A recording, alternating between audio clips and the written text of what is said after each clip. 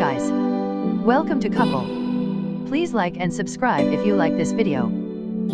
Industry has all the expertise. For those interested in the power corporations have in Washington these days, last week's Facebook hearing offered a particularly revealing moment. After a little light grilling of Facebook CEO Mark Zuckerberg, Senator Lindsey Graham, RSC, asked about regulation. What do we tell our constituents, given what's happened here, why we should let you self-regulate? Zuckerberg said he actually embraced regulation. If it's the right regulation. Of course. A little more back and forth. And then, Graham, so would you work with us in terms of what regulations you think are necessary in your industry? Zuckerberg, absolutely. Graham, okay. Would you submit to us some proposed regulations? Zuckerberg, yes. And I'll have my team follow up with you, so that way, we can have this discussion across the different categories where I think that this discussion needs to happen. Let's play back the tape. When it comes to developing regulation, the senator's first instinct is to ask the CEO to send him ideas. He doesn't think, I'll work with the relevant committee staff to hold hearings and develop ideas. He doesn't think, I'll have my staff work with technology experts to develop appropriate legislation. He thinks, here's the CEO who heads the company that's been causing all these problems. Let's ask him and his lobbyists to come up with ideas. This is how corporate power works in Washington these days. Time and again, it's the industry lobbyists who write the bills. That's just what Graham is used to seeing. Why should this time be different? The asymmetry of expertise. Much of the commentary after last week's hearings focused on just how technologically illiterate members of Congress, particularly the senators, showed themselves to be.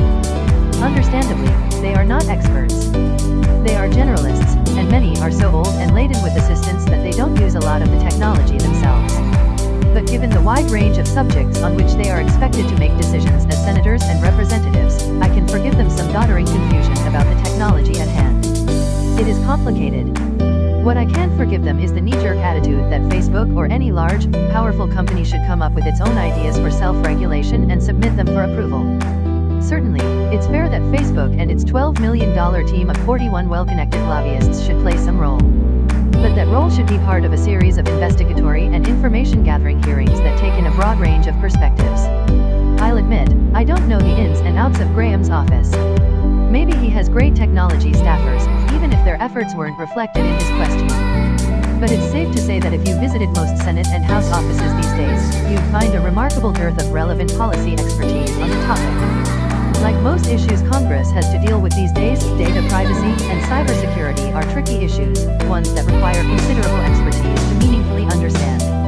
The problem is that Congress just doesn't invest in policy expertise like it did once upon a time. For decades, both the House and the Senate have been cutting their own investments in policy staff, leaving a Congress that gets dumber and dumber each year, and more dependent on whatever expertise they can get from elsewhere.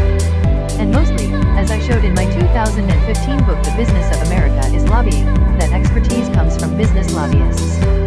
Congress now spends less money on its staffing resources than businesses spend on registered lobbyists in Washington. The challenge of regulation. The Zuckerberg hearings followed a typical pattern of recent corporate CEO in the hot seat hearings. A scandal puts a company in the news. Congress calls the CEO to testify, and Congress members can get on the record asking tough questions. But behind the scenes, the CEO is meeting with members to show that he or she is responding to the concerns. And because all the expertise lies in industry, nobody in Congress really knows what to do beyond asking those few tough questions.